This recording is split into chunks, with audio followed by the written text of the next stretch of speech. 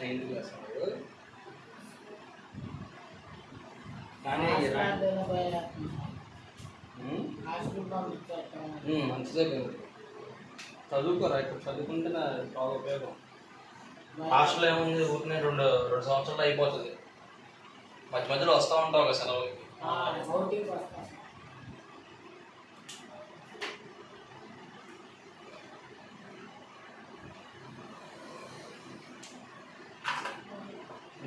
సరే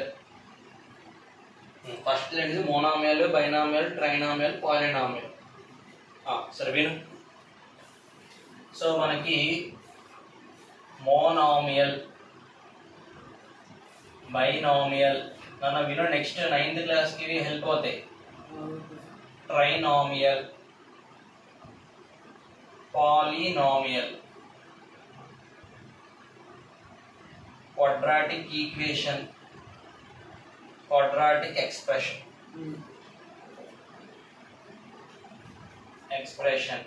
quadratic equation ఇది equation ఇది ఎక్స్ప్రెషన్ సరే సో ఇక్కడ అర్థం కావాల్సిన విషయం ఏంటి అంటే మనం పాలినామియల్స్ అనే టాపిక్ నేర్చుకుంటున్నప్పుడు అంటే ఇవన్నీ కూడా మనకి క్వాడ్రాటిక్ ఎక్స్ప్రెషన్సే వస్తాయి అన్నమాట ఏమొస్తాయి క్వాడ్రాటిక్ ఎక్స్ప్రెషన్సే వస్తాయి ఈక్వేషన్స్ రావు ఈక్వేషన్ కి ఎక్స్ప్రెషన్ కి తేడా ఏంటి ఏం లేదు for example ax² + bx + c అనేది ఉంది అదే మళ్ళీ రాసిన ఊరికి ax² + bx + c ఒకవేళ కనుక దీని ఈక్వల్ టు 0 అన్నాము అంటే అది క్వాడ్రాటిక్ ఈక్వేషన్ అవుతుంది ఈక్వల్ టు 0 కాకుండా వదిలేసాం అనుకో అది ఎక్స్ప్రెషన్ అవుతుంది ఇప్పుడు మనకి ఈ పాలినామియల్ ట్రైనామియల్ మోనామియల్ బైనామియల్ ఇవన్నీ కూడా క్వాడ్రాటిక్ ఎక్స్ప్రెషన్స్ ఈక్వేషన్స్ కాదు కాబట్టి మనం ఇది అవసరంలో మనకి అది వేరే టాపిక్ విడిగా మనం తర్వాత నేర్చుకోవచ్చు సో ఇప్పుడు ఇవన్నీ ఎక్స్ప్రెషన్స్ అన్నమాట మామూలుగా మనకి కాన్సెప్ట్ బేసిక్ నుంచి చూస్తే కనుక వేరియబుల్ అంటే ఏంటి కాన్స్టెంట్ అంటే ఏంటి తెలియాలి వేరియబుల్స్ సో వేరియబుల్ అంటే అర్థం ఏంటి అంటే ఒక తెలియని దాన్ని కనుక్కోవడం కోసం మనం దాన్ని వేరియబుల్ అనుకుంటాం ఈ వేరియబుల్స్ మనకి ఆల్ఫాబెట్స్ ఎవరో కాదు ఆల్ఫాబెట్సే ఏ నుంచి జెడ్ వరకు ఏదో ఒక వాల్యూ తీసుకోవచ్చు ఓకే తెలియదు అని ఎక్స్ అనుకోండి అంటారు కదా ఆ ఎక్స్ అనుకోవడమే వేరియబుల్ అన్నమాట తర్వాత ఇది కాకుండా మనకి కాన్స్టెంట్స్ ఉంటాయి నెంబర్స్ వెరీ గుడ్ కాన్స్టెంట్స్ అంటే ఏంటి నెంబర్స్ ఈ నెంబర్స్ ఇవి వేరియబుల్స్ ఇప్పుడు మనకి ఈ పాలినామియల్స్ లో మనకి అది మోనామియల్ బైనామియల్ ట్రైనామియల్ లేదా పాలినామియల్ అని కనుక్కోవాలంటే అది వేరియబుల్ ఉన్నా పర్వాలేదు కాన్స్టెంట్ ఉన్నా పర్వాలేదు అర్థమైందా ఈవెన్ కాన్స్టెంట్ ని కూడా మనం మోనామియల్ అనే పిలుస్తాం సరే ఇప్పుడు రాద్దాం సో ఇక్కడ టెక్నికల్ వర్డ్ ఏం వాడాలంటే if in an expression it contains only one term ఇక్కడ మోనామియల్ అంటే ఒక టర్మ్ ఉంటే ఏం టర్మ్ ఉంటే ఒక టర్మ్ వన్ టర్మ్ ఉంటే కనుక దాన్ని మోనామియల్ అని చెప్పి పిలుస్తారు ఫర్ ఎగ్జాంపుల్ 5x వన్ టర్మే మొత్తం కలిపి ఒక టర్మే 5 times of x కామా అంటే ఇంకో క్వశ్చన్ కూడా చెప్తున్నా -2 -3x +4 ఇలా ఉంది నాన్న ఇప్పుడు 5x మోనామియలే -2 కూడా మోనామియలే -2 కూడా మోనామియలే -3x మోనామియలే 4 కూడా మోనామియలే అర్థమైందా అంటే అది వేరియబుల్ అన్నా కావచ్చు కాన్స్టెంట్ అన్నా కావచ్చు వేరియబుల్ అన్నా కావచ్చు విడివిడిగా అన్నా ఉండొచ్చు లేదా కలిసి అన్నా ఉండొచ్చు ఇప్పుడు x ఇది కూడా మోనామియలే అర్థమైందా ఇది ఎగ్జాంపుల్ మోనామియల్ కి బైనామియల్ అంటే 2 టర్మ్స్ ఉంటాయి అన్నమాట నేను ఎక్కడ నీకు 2 వేరియబుల్స్ ఉంటాయి 2 కాన్స్టెంట్స్ ఉన్నాయి చెప్పట్లా 2 వేరియబుల్స్ ఉంటాయి 2 టర్మ్స్ ఉంటాయి 2 టర్మ్స్ అంటే ఇప్పుడు 5x + 3 మరి ఈ 2 టర్మ్స్ కలిపి కలపాలి కాబట్టి అయితే ఆ జాయింట్ కింద మనకి ప్లస్ గానీ మైనస్ గానీ వచ్చింది అనమాట అందుకని ఇక్కడ 5x ని 3 అనే ఈ రెండు టర్మ్స్ ని ప్లస్ తో జాయిన్ చేశాను 5x + 3 4x + 5 తర్వాత 8x + 5 7x + 5 ఇలా ఉన్నాయి సార్ మరి నాకు డౌట్ వచ్చింది అనమాట మరి ఇలా రాయొచ్చా -6 + 5 అని రాయొచ్చా అంటే రెండు కాన్స్టెంట్సే కదా రాసుకోవచ్చా పైన రాజ్యాంగా విడివిడిగా మరి ఇక్కడ రాయొచ్చా మామూలుగా -6 + 5 అంటే ఎంత అవుతుంది 6 + 5 -6 + 5 ఆపోజిట్ సైన్స్ నుంచి సబ్ట్రాక్షన్ చేయాలి 6 నుంచి 5 పోతే ఎంత 2 1 సార్ 1 పెద్ద నెంబర్ ఎవరు 6 దానికి ఏ సింబల్ ఉంది మైనస్ కాబట్టి ఆన్సర్ -1 -1 మరి ఉండటానికి -6 +5 ఉంది కానీ లాస్ట్ వచ్చేప్పటికి ఎలా మారిపోయింది, సింగిల్ నెంబర్ కింద మారిపోయింది, అంటే మోనామియల్ కింద మారిపోయింది. అంటే 2 టర్మ్స్ బైనామియల్ లో 2 కాన్స్టెంట్స్ మనం తీసుకోకూడదు. ఓకేనా? సో అది కాన్సెప్ట్. నెక్స్ట్ ఇలా వచ్చే చేయండి. నెక్స్ట్ ట్రైనామియల్ చూడండి. ట్రైనామియల్ అంటే 3 టర్మ్స్ ఉండాలి, సేమ్ ప్లస్ మైనస్ తో అడిషన్ జాయిన్ చేసుకోవాలి. ఫర్ ఎగ్జాంపుల్ 5x + 2y + 3, తర్వాత 6x + 7y + 2 ఇలాగా, లేదా 2x + 3y + 5z అన్నా కూడా అది కూడా ట్రైనామియల్. ఇప్పుడు ట్రైనామియల్ లో 5x - 2y + 3 వస్తే అది ట్రైనామియల్ కిందకి వస్తుంది. ట్రైనామియల్ టెక్స్ట్ బుక్ ఎగ్జాంపుల్ చూద్దాం.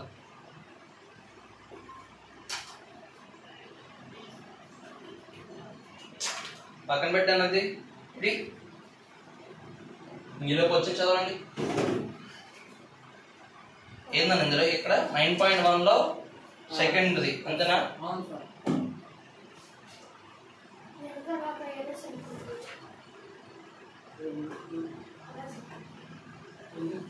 సరే, మరి పాలినామియల్ కి ఎగ్జాంపుల్స్ ఏమేమి తీసుకోవచ్చు? మామూలుగా 3 టర్మ్స్ కన్నా ఎక్కువ ఉంటే దాన్ని పాలినామియల్ అంటాం. ఇందాక సార్ 4 టర్మ్స్ అంటే పాలినామియల్ కాదు, 3 టర్మ్స్ కన్నా ఎక్కువ ఉంటే అది polynomial. For example more than 3 terms అని రాసిన, మోర్ దాన్ 3 టర్మ్స్. సో అంటే ఏమవుతుంది, a + b + c + d అని చెప్పింది. ఇందులో మొత్తం 1 2 3 4 టర్మ్స్ ఉన్నాయి కాబట్టి ఇది పాలినామియల్. ఓకేనా? ఇదేమవుతుంది చెప్పు, x + y + z. Very good, trinomial, ఎందుకంటే 3 టర్మ్స్ ఉన్నాయి కాబట్టి. సో ప్లస్ మళ్ళీ ఏ ఉందనుకో అప్పుడు ఏమవుతుంది, పాలినామియల్. అర్థమైంది కాన్సెప్ట్? సరే తీసేయి. ఇప్పుడు ఎగ్జాంపుల్స్ చేద్దాం. సో ఇక్కడ నేను ముందు రాస్తాను, నువ్వు నాకు ఏమేంటి చెప్పాలి. ఓకేనా? x² + y, sorry x + y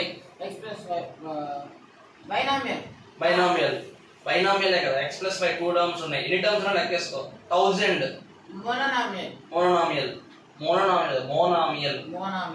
next x + x² + x³ + x⁴ polynomial. Next 7 + y + 5x trinomial.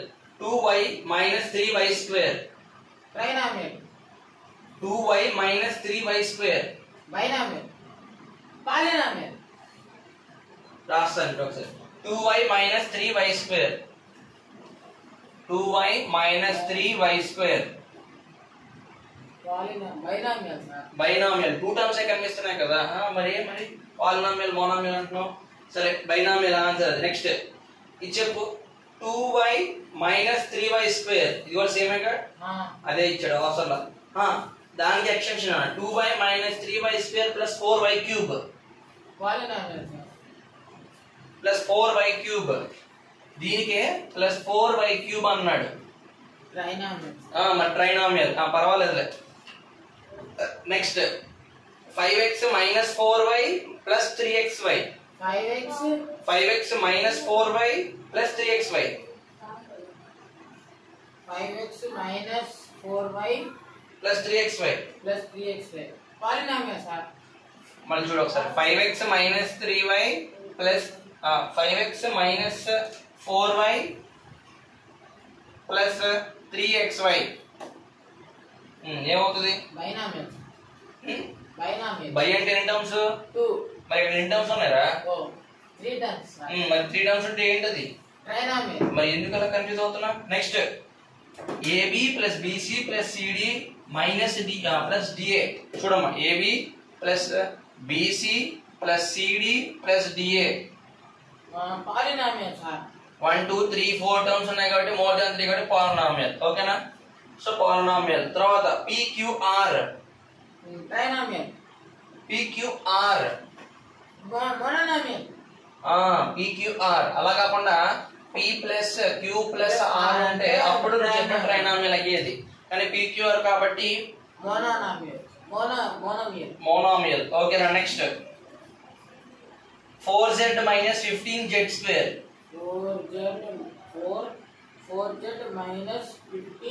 15z². Trinomial sir. 4z - 15z². 4z 4z minus 15z square. Binomial. So పర్లో చూసి చెప్పు. p square q. Binomial sir. p square q. Monomial. ఓకేనా. Next next 2p plus 2q. 2p plus 2q binomial sir. Binomial. ఇలా ఇస్తే 2 times of p plus q. అది ఎలా అయింది sir? 2p plus 2q ఎంత ఏమైంది? 2p plus 2q sir. Sir అది square లో మోనామియల్, బైనామియల్, ట్రైనామియల్ లేకపోతే బైనామియల్ 2 టర్మ్స్ ఉన్నాయి కాబట్టి మరి ఇలా ఇస్తే 2 times of p plus q. దీని అర్థం ఏంటి అంటే ఈ 2 ఈ p కి వెళ్తుంది, ఈ 2 ఈ q కూడా వెళ్తుంది. అంటే 2p plus 2q ఇదే కదా రాసింది. దాన్నే 2 కామన్ తీశాను. అప్పుడు మనం మల్టిప్లికేషన్ చూడకూడదు. ఎవరెవరు చూడాలని చెప్పాను? ప్లస్ ని మైనస్ ని. ప్లస్ ఎంత ఉంది? ఇక్కడ ఉంది ప్లస్ 1 2 ఎన్ని టర్మ్స్ ఉన్నాయి? 2 టర్మ్స్ కాబట్టి బైనామియల్. ఓకేనా. సో ఇది ఫస్ట్ కాన్సెప్ట్. నెక్స్ట్ అర్థమైందిగా. 1 టర్మ్ ఉంటేనేమో మోనోమియల్, 2 టర్మ్స్ ఉంటే బైనామియల్, 3 టర్మ్స్ ఉంటే 4 టర్మ్స్ మోర్ దాన్ 3 టర్మ్స్ ఉంటే polynomial. Very good. Next question.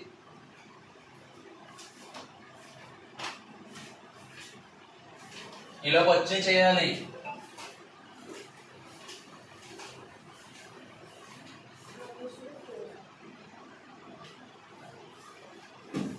Next question example చూపించినట్టు.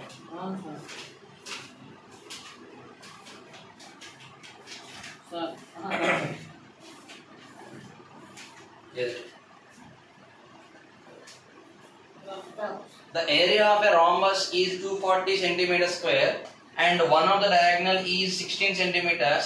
Find the other diagonal. So ఒక రాంబస్ ఉందంట. సో రాంబస్ అంటే ఇది. సో జనరల్గా ఒక కైట్ షేప్ లో ఉంటుంది రాంబస్. సో రాంబస్ మనం పేర్లు ఇవ్వాలి కాబట్టి A B C D. Sir నాకు ఇప్పుడు ఒక doubt sir. Rhombus different shape లో ఉంటుందా కైట్ షేప్ లో ఉంటుందా? డిఫరెంట్ షేప్ లో ఉండదు, దాదాపుగా కైట్ షేప్ లో ఉంటుంది. ఓకేనా. సో ఇది rhombus AB sorry AC BD diagonals. ఒకసారి ఏబి బిసి సిడి డిఏ ఇవన్నీ కూడా ఏంటిది? Sides. AB BC CD DA sides కవి ఇవి సైడ్స్. ఓకేనా. తర్వాత ఏసి బిడి ఈ రెండు ఇవేంటి? ఏసి బిడిలు ఏంటి? డయాగ్నల్స్. సో 2 డయాగ్నల్స్ ఉన్నాయి. సో జనరల్ గా మనకి ఏరియా ఆఫ్ రాంబస్ కావాలి అంటే మామూలుగా మనం ఏం చేస్తామంటే half d1 d2 formula when diagonals are given. Area of rhombus when diagonals are given half d1 d2 అంటే డయాగ్నల్స్ కూడా ఆల్రెడీ ఇచ్చేస్తే గనక మనం హాఫ్ d1 d2 వేయొచ్చు. ఫర్ ఎగ్జాంపుల్ ఇదే క్వశ్చన్ లో మనకి ఏసీ వచ్చేటప్పుడు 10 మీటర్స్, ఏసీ 10 మీటర్స్, బీడ్ వచ్చేటప్పటికేమో 6 మీటర్స్ ఇచ్చాడు. ఇప్పుడు దీని యొక్క ఏరియా అంటే అర్థం ఏంటి? ఇంకో ఈ మొత్తాన్ని ఏరియా అంటారు. ఈ మధ్యలో ఉన్న స్పేస్ మొత్తాన్ని ఏరియా అంటారు. ఓకేనా. ఏరియా ఫార్మ్ అంటే half d1 d2. So half of ఒకటేమో 10 ఒకటేమో 6. ఇప్పుడు 10 into 6 రాసినా కరెక్టే, 6 into 10 రాసినా కరెక్టే. మల్టిప్లికేషన్ లో ఏదైనా ఒకటేగా. 2 3 0 అన్న 6, 3 2 0 అన్న 6. సో హాఫ్ ఇంటూ ఇప్పుడు 2 టేబుల్ లో 2 1 జార్ 2 5 జార్ 5 6 జార్ ఎంత? 30. సో మనం ఏ యూనిట్స్ వాడాం ఇక్కడ? మీటర్స్. 10 మీటర్స్ యూనిట్స్ మీటర్స్ కాబట్టి దానికి స్క్వేర్ పెట్టాలి. ఏరియా ఎప్పుడు కూడా స్క్వేర్ యూనిట్స్ తీసుకుంటుంది యూనిట్స్ కింద. పొరపాటుని ఇది పెట్టడం మర్చిపోతే మనకి పోయినట్టు సమ్ అంటే మళ్ళీ మార్క్స్ పోతాయి అనమాట.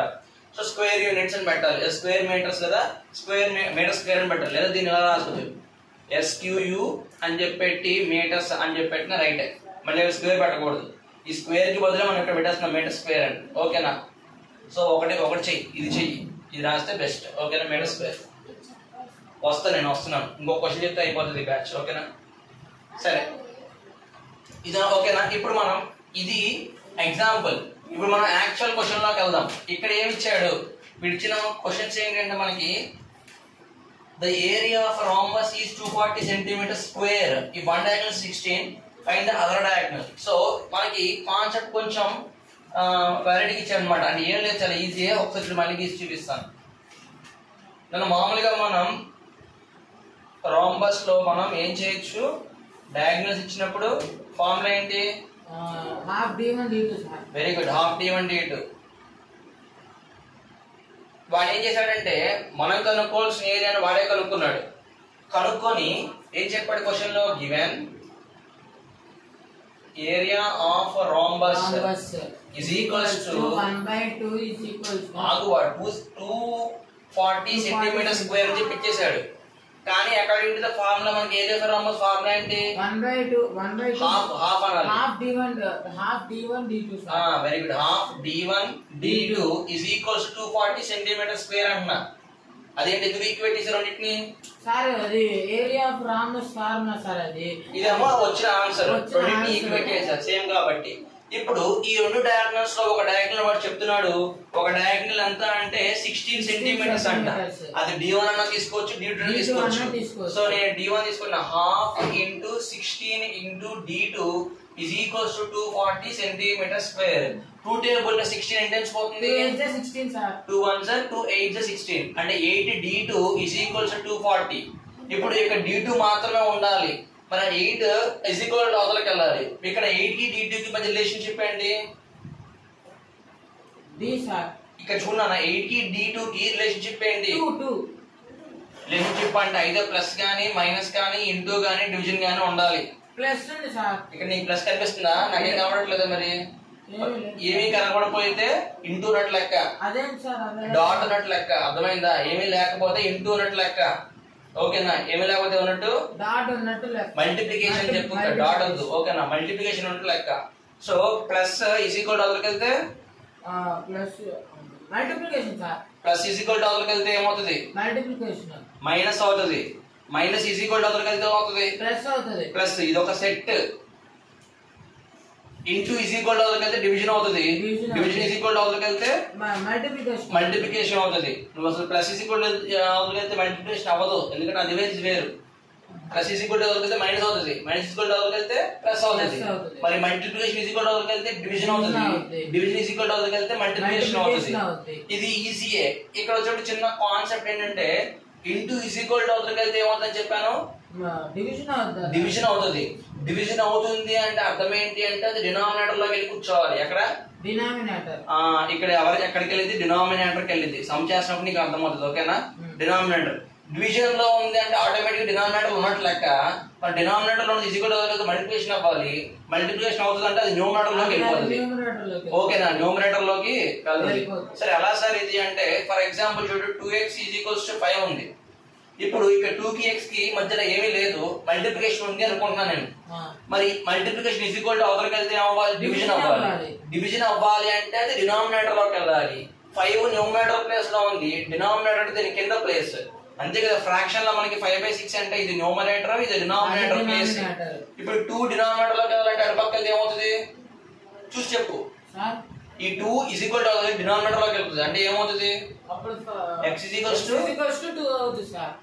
చూసి చెప్పరా? x ఈజ్ ఈక్వల్స్ టు ఇక్కడ ఎంత ఉంది నాన్న? ఇక్కడ మరి ఆల్రెడీ 5 అయితే 5 చెప్పు. x is equals to 5/2 sir. x is equals to 5/2. Already 5 ఉంది, ఈ 2 వచ్చి ఇటు కిందకి వచ్చింది అనమాట డినామినేటర్ లోకి, అప్పుడు 5/2 అవుతుంది. అర్థమైందా? స్టాండర్డ్ కాన్సెప్ట్ ఇది, పోదు, ఎక్కడికి పోయినా వదలదు. ఓకేనా? So x is equals to 5/2. ఇప్పుడు సేమ్ అదే కాన్సెప్ట్ మనం ఇక్కడ అప్లై చేద్దాం. ఇప్పుడు 8 కి d కి మధ్య మల్టిప్లికేషన్ ఉంది, మరి multiplication is equal to division అవుతుంది. డివిజన్ అవుతుందంటే ఏమవుతుంది చెప్పు నాకు? డివిజన్ అవుతుందంటే ఎక్కడికి వెళ్ళాలి? డినామినేటర్ లో. మరి ఇక్కడ ఏమవుతుంది చెప్పు? dt ఈజ్ ఈక్వల్స్ టు ఏమవుతుంది? డినామినేటర్ లోకి వెళ్తుంది సార్. నంబర్ చెప్పు. dt ఈజ్ ఈక్వల్స్ టు చూసి చెప్పరా? 240/8 సార్. Very good, 240/8. అన్న నువ్వు దాన్ని రీకాల్ ట్రై చేస్తున్నావు, చూసి చెప్పు చాలు. ఇక్కడ 240 ఆల్రెడీ, ఇది డినామినేటర్ 240/8 అంతే. అంతేగా? దాన్ని గుర్తించుకోవాల్సిన అవసరం లేదు. అదే 0 లేదనుకుందాం, పక్కన పడేసాయి. 8 టేబుల్ 24 ఎన్ని టైమ్స్ పోతుంది? పైకి చదువు టేబుల్. Very good, 8 3 24. పక్కన ఉన్నారు 0 అంటే d2 ఈజ్ ఈక్వల్స్ టు 30. చివరిలో ఎప్పుడు కూడా కంక్లూజన్ రాయాలన్నమాట మనం. ఏమని? So therefore the other diagonal, ఇది అదర్ డయాగ్నలేగా. ఫస్ట్ 1 డయాగ్నల్ ఏమో 8 16 ఇచ్చాడు, 16 మీటర్స్ ఇచ్చాడు, 6 సెంటీమీటర్స్ ఇచ్చాడు. 16 centimetres. The other diagonal is 30 centimetres. సరే ఇక్కడ స్క్వేర్ పెట్టచ్చు కదా అని డౌట్ వచ్చింది నీకు? లేదు సార్, స్క్వేర్ ఎందుకు పెట్టకూడదు సార్? ఇక్కడ D2 ఇక్కడ అసలు స్క్వేర్ అనేది ఉంది సార్. ఇక్కడ స్క్వేర్ పెట్టాలా తెల్లదా? పెట్టాలి సార్. పెట్టకూడదు, ఏరియాకి మాత్రమే పెట్టాలి. ఇది ఏరియా కాదు, డయాగ్నల్ ఇది. అంటే ఇంకో ఇదేమో ఒక డయాగ్రామ్ అని చూపించానుకో, ఈ మొత్తం మధ్యలో ఉన్న ఖాళీ స్పేస్ మొత్తం ఏమో 240 అంట, 240 సెంటీమీటర్ స్క్వేర్. ఏరియా అయితేనే స్క్వేర్ రావాలి.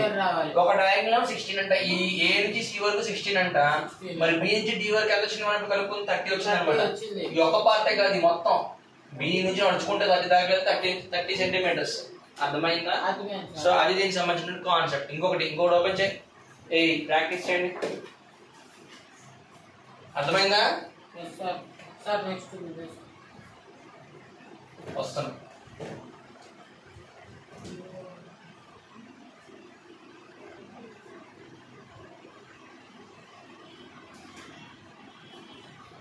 వాటర్ తెచ్చుకోలేదా?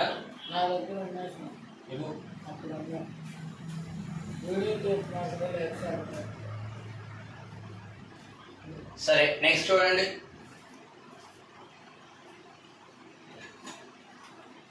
నెక్స్ట్ ఎన్నది fifth sum. The diagonal of a rhombus is R.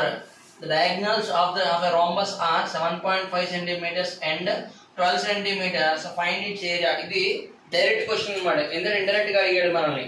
Area ఆరే కట్టేసేసి మనకు ఒక డయాగ్నల్ ఇచ్చి ఇంకో డయాగ్నల్ కనుక్కోమన్నాడు. ఇప్పుడు ఇది వేరే లాగా సార్. ఇది ఇప్పుడు ఏంటి, డయాగ్నల్స్ నుండి మనకి ఇచ్చి ఏరియా కనుక్కోమంటున్నాడు. అర్థమైందా? రివర్స్ కాదు, ఇదే యాక్చువల్. ఇందాక రివర్స్ మాట్లాడాడు. ఓకేనా? ఎల్లు. ఓకే, సో ఇది ఎన్నో పేజ్ నెంబర్ 82 లో 5th question. So page number 82 5th question. So మనం ఏం రాయాలి, ముందు ఇచ్చి రాసుకోవాలి. గివెన్ one diagonal is ఎంత అందించాడు? ఒక డయాగ్నల్ 7.5 సెంటీమీటర్స్ ఇచ్చాడు. 7.5 సెంటీమీటర్స్. అదర్ డయాగ్నల్ అంటే సెకండ్ డయాగ్నల్ రాయొచ్చు 12 centimetres sir. Other diagonal is 12 centimetres. ఇక్కడేమో డెసిమల్ పాయింట్ ఉంది, ఇక్కడ డెసిమల్ పాయింట్ లేదు కాబట్టి మల్టిప్లై చేసినప్పుడు జాగ్రత్తగా చేయాలి. ఓకేనా? సో మనకు తెలిసిన ఫార్ములా ఏంటి, area of A rhombus formula ఏంటి రాద్దాం. So d1 half d1 d2 sir. Very good. Area of A rhombus RHOMBUS. ఓకేనా? Rhombus is equals to half d1 into d2 లేదా హాఫ్ d1 d2 రాసినా కరెక్టే. ఓకేనా? మరి ఇప్పుడు హాఫ్ d1 ఇక్కడ ఈజ్ ఈక్వల్ ఉంది కదా, is equal to is equal to maintain అవ్వాలి. అప్పుడే 10th క్లాస్ లో మనకి మంచి మార్క్స్ వస్తాయి అన్నమాట. అందుకని ఎక్కడ రాసి ఒక ఈజ్ ఈక్వల్ ఎక్కడ పెట్టి మళ్ళీ ఎక్కడ పెట్టి రాయకూడదు. ఓకేనా? సో హాఫ్ ఒక d1 ఎంత 7.5 ఇక్కడ ఇంటూ ఉన్నట్లు లెక్క. ఇక్కడ d2 అంటే 12 యూనిట్స్ రాయక్కర్లే ఇప్పుడు. ఓకేనా? మల్టిప్లికేషన్ చేస్తున్నాం కాబట్టి. ఇప్పుడు 2 టేబుల్ 7.5 హాఫ్ చేయడానికి బెస్ట్. 2 టేబుల్ 12 హాఫ్ చేద్దామా? 2 టేబుల్ లోనే హాఫ్ చేద్దాం సార్. ఎంత? 2 6 12. Very good. ఇప్పుడు ఏమేమి మిగిలే? 1 into 7.5 into 6. కింద 1 అంటే ఇంక వదిలేయచ్చు, దాన్ని డినామినేటర్ లో 1 వదిలేయచ్చు. 7.5 1 అంటే 7.5 అంటే 7.5 into 6. జాగ్రత్తగా విను.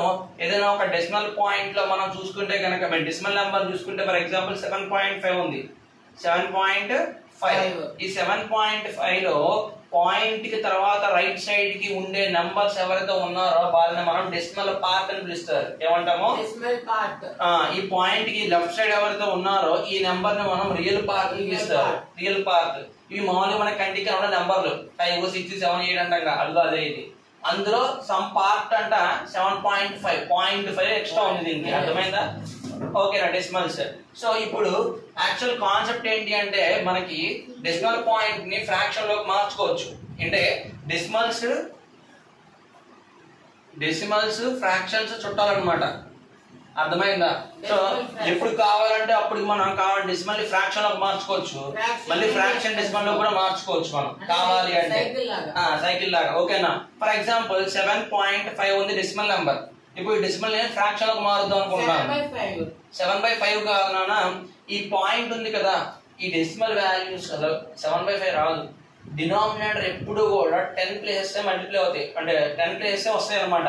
అది 10 కావచ్చు, 100 కావచ్చు, 1000 కావచ్చు, 10,000 కావచ్చు. సరే ఏది రాయాలి అంటే న్యూమరేటర్ లో ఉన్నటువంటి డెసిమల్ పాయింట్ తర్వాత లెఫ్ట్ సైడ్ రైట్ సైడ్ ఎన్ని నెంబర్స్ ఉన్నాయో దాన్ని బట్టి రాస్తాం. సరే ఒకసారి ఎగ్జాంపుల్ చూడ ఒకసారి 7.5 కదా, దీన్ని ఇప్పుడు మనం ఫ్రాక్షన్ లో రాయాలి.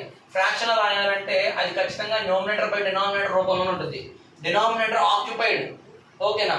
ఇప్పుడు ఇక్కడ న్యూమరేటర్ ఉంది 7.5, కొంచెం పాయింట్ లేదనుకో 75 సార్. అదే రాసిన 75 డివైడెడ్ బై పాయింట్ అది ఎన్ని నెంబర్స్ ఉన్నాయి? ఒక నెంబర్ అంటే అన్ని జీరోలు రావాలి. ఒక నెంబర్ తో ఒక జీరో వచ్చింది, ముందర 1 పెట్టుకోవాలి. ఇప్పుడు కూడా 10 అంటే ఎంత వచ్చింది ఇక్కడ 75/10 అంటే 7.5 అంటే 75/10. ఇప్పుడు దీని ఇంకా చూడకుండా డైరెక్ట్ గా 7.5 చూడు. 7.5 అంటే దీని డెసిమల్ ఫ్రాక్షన్ లో మార్చు 75/10. ఎందుకంటే పాయింట్ తర్వాత ఒక నెంబర్ ఉంది. చెప్పు 7.56. ముందు పైన నెంబర్ మొత్తం వేసి అవును సార్. బై వేసుకొని 100 వేసుకోవాలి. చెప్పు 756/100 సార్. Very good, super. 756/100 అర్థమైందా? సో అది కాన్సెప్ట్. సో మరి ఇప్పుడు ఏమవుతుంది 7.5? అప్పుడు 7.5/10 సార్. చూసి చెప్పరా.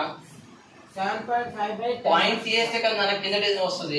75/10 సార్. మరి మళ్ళీ పాయింట్ పెట్టకూడదు ఇక్కడ. 75/10 ఇంటూ 6. ఇప్పుడు మనం ఏం చేద్దామంటే ఇప్పుడు 75 నెంబర్ ని 6 తో మల్టిప్లై చేద్దాం. తీసుకొచ్చి మళ్ళీ పాయింట్ పెట్టేద్దాం.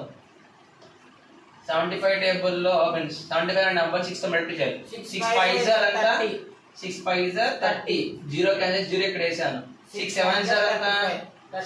6 7s 42 రిమైన్. 6 7s 42. 42 కు ఒక 3 యాడ్ చేయి 45. అంటే మనం ఏమొచ్చింది 450/10 వచ్చింది. ఈ జీరో క్యాన్సిల్ అయిపోయింది. 45 is the answer. 45 is the answer. ఓకేనా? 45/1 అన్నా 45 అన్నా ఒకటే. అది డినామినేటర్ లో 1 అంటే మనం పట్టించుకోవాల్సిన అవసరం లేదు. ఓకేనా? నెక్స్ట్ సార్ ఇప్పుడు నాకు డౌట్ సార్. చెప్పు. ఇప్పుడు 450/100 వేసుకోవచ్చు సార్, లేకపోతే ఓన్లీ 10 వేసుకోవాలా? మనం 10 వేయాలా 100 వేయాలని ఎవరి మీద డిపెండ్ అయి ఉంటుంది? డెసిమల్ పాయింట్ ఎన్ని నెంబర్స్ ఉన్నాయి దాని బట్టి డిపెండ్ అయి ఉంటుంది. పాయింట్ ఒక నెంబర్ ఉంది కాబట్టి ఒక నెంబరే ఒక జీరో రావాలి కింద. అదే పాయింట్ కి పక్కన ఎన్ని డిజిట్స్ నంబర్ ఉంటుందో అది దానికి నంబర్ వేసుకోవాలి. అర్థమైందా? ఓకేనా? అర్థమైందా? సో ఇది బ్యాచ్ 1. సో 3 క్వశ్చన్స్ అయినాయి. 3 క్వశ్చన్స్ ప్రాక్టీస్ చేయి. లోపల క్లాస్ చెప్తాం.